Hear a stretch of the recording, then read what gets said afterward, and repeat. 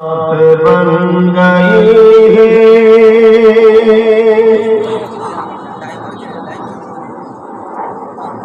तेरी बात करते करते मेरी बात बन गई है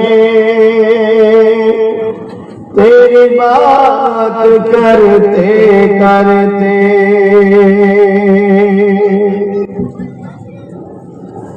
तेरी सगर में आओ तेरी सगर में आओ तेरी नात करते पढ़ते मेरी बात बन गई है तेरी बात करते करते अल्लाहुम्मा सल्ली अला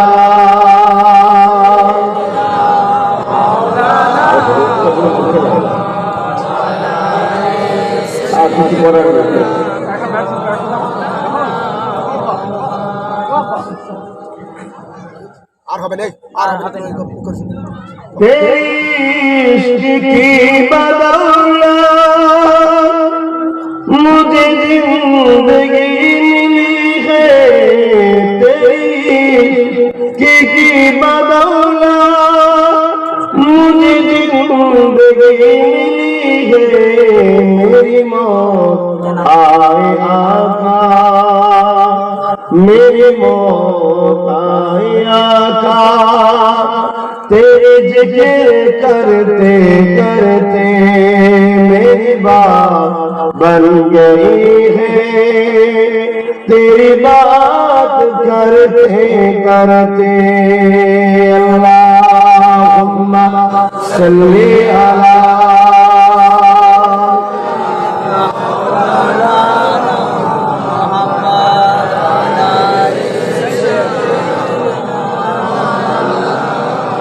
कलमे ला इलाहा इल्लल्लाह ला इलाहा इल्लल्लाह ला इलाहा इल्लल्लाह मुहम्मदुर रसूलुल्लाह हस्बी रब्बी जल्लल्लाह मा फी कल्बी गैरुल्लाह हस्बी रब्बी जल्लल्लाह मा फी कल्बी गैरुल्लाह नूर मुहम्मद सल्लल्लाहु ला इलाहा इल्लल्लाह ला इलाहा इल्लल्लाह ला इलाहा इल्लल्लाह ला इलाहा इल्लल्लाह ला इलाहा इल्लल्लाह मुहम्मदुर रसूलुल्लाह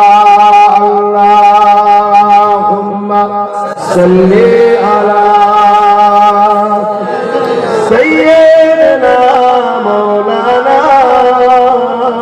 मुहम्मद व आली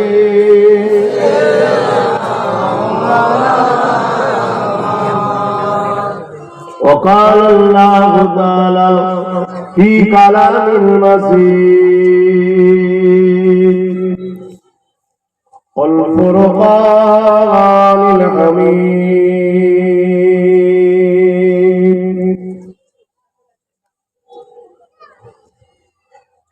وما خلقت الجن والإنس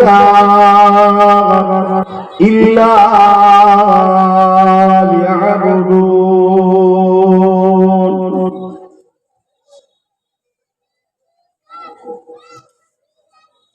قال رسول الله صلى الله عليه وسلم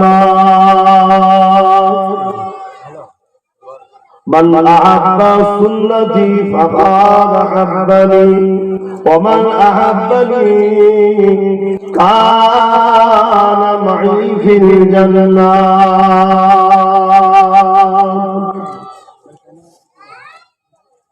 আমার আব্বা জানেরা পর্দা নিশিনা আমার আম্মা জানেরা আমার ভাইয়েরা নওজোয়ান তরুণেরা যুবকেরা উলামা হযরত হাফিজে কোরআন আল্লাহ পাকের নামাজি মুত্তাকি পরহেজগার হাজী গাজী জাকিরিন বলেরা প্রতি বছরের না এবছরও আপনাদের গ্রামে যুবক ছেলেদের আহলে সুন্নাত ওয়াল জামাতের কমিটি গ্রামবাসীর সহযোগিতা যুবক ছেলেদের প্রচেষ্টায় এই দ্বীন ইসলাম তথা কোরআন সুন্নাহর আলোচনার মাহফিলটা হয়ে আসছে। কম বেশি পর পর কয়েক বছর ধরে আমাকে নিয়ে আসছেন আপনারা, আমি আসছি। প্রতি বছরে এসে আল্লাহর কথা, রাসূলের কথা, কোরআন সুন্নাহর কথা বলে যায়, আবার নিয়ে এসেছেন। আমি তো সেই একই কথাই বলবো, কোরআন সুন্নাহর কথা আপনাদের শোনার ধৈর্য আছে তো? সবাইকে জিজ্ঞেস করছি।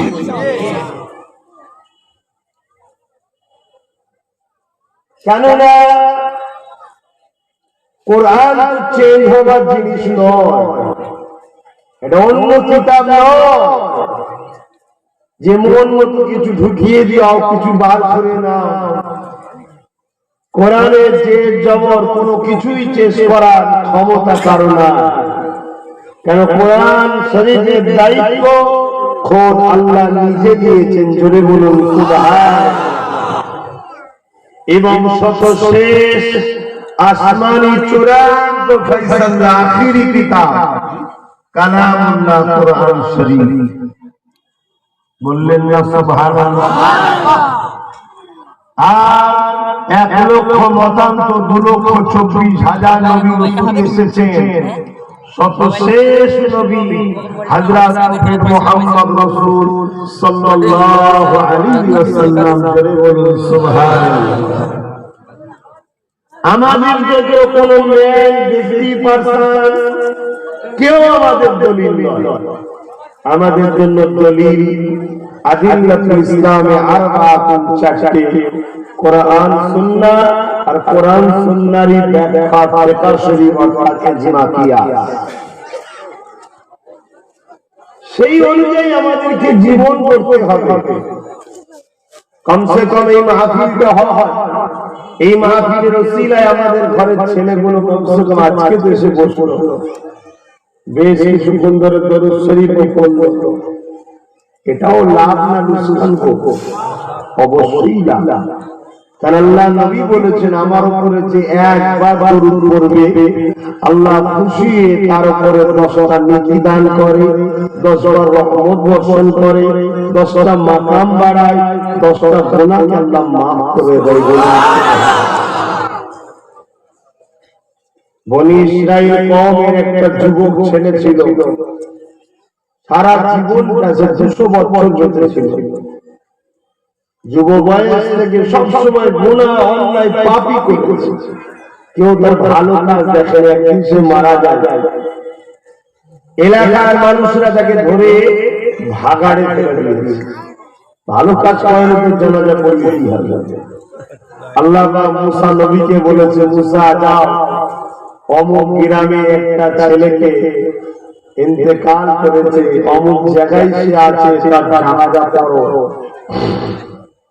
আল্লাহ যখন জানাজা পড়তে বলছে, মুসা নবী তো ভাবছেন মানুষটা ভালো, নবীকে হুকুম করে।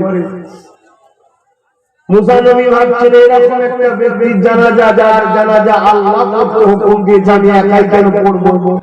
এলাকার লোককে ডেকে নিয়ে যায়, সবাইকে নিয়ে গেছে, সবাই বলছে হুজুর এই লোকটা তো বদমাইশ, একে তো আমরা কান ধরে ফেলে দিয়েছি, আর আপনি বলছেন আল্লাহ জানাজা পড়তে বলেছে। মুসা নবী বলছেন হ্যাঁ বলবো। মুসা নবী আমি আপনার কাছে জানতে চাইলেন, আল্লাহ লোকেরা বলছে লোকটা খারাপ, আর আপনি বলছেন জানাজা পড়তে রহস্য কি? আল্লাহ বলছেন মুসা লোকেরা যেটা বলছে ওটা ঠিক। ও 200 বছর বেঁচেছিল, কখনো ভালো কাজ করেনি, অন্যায় করেছে, ভুল করেছে, পাপ করেছে, সবাই জানে।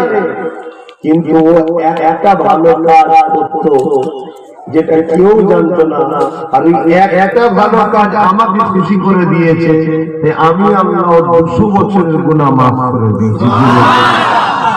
আমাদের জিন্দেগির মাকসাদটা কি?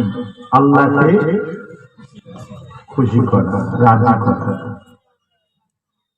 পৃথিবীর সবাই যদি রাজি থাকে